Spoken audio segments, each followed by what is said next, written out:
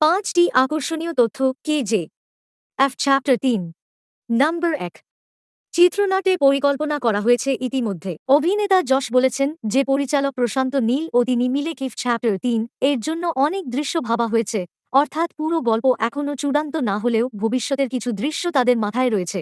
অর্থাৎ দেখা গেছে যে কিছু তথ্য হয়তো ভিন্নভাবে উপস্থাপন করা হয়েছে এবং চ্যাপ্টার 3 এ সেই সত্য উদ্ঘাটিত হতে পারে।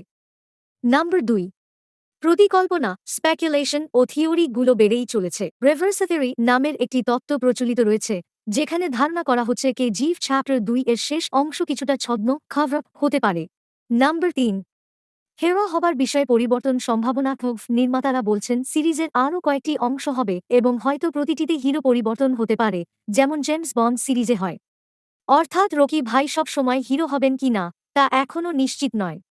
নাম্বার 4 শুটিং ও রিলিজ সংক্রান্ত সময়সূচি এখনও স্পষ্ট নয়। নির্মাতা ও প্রযোজকরা বলছেন যে চ্যাপ্টার 3 এর প্রকল্প 2025 সালে শুরু হবে, তবে রিলিজের নির্দিষ্ট তারিখ এখনও ঘোষণা করা হয়নি এবং সম্ভবত এটি 2026 বা তার পরবর্তী বছরে হবে। নাম্বার 5 বাজেট ও পরিমাপনা স্কেল বড় হতে পারে। রোহমগত অনুযায়ী চ্যাপ্টার 3 হবে ফ্র্যাঞ্চাইজির এক বড় জায়গায় নেওয়ার চেষ্টায়। আরও বেশি অ্যাকশন, বিদেশি এলাকা, আন্তর্জাতিক দৃষ্টিভঙ্গা এবং বড় বাজেটের কাজের সম্ভাবনা রয়েছে।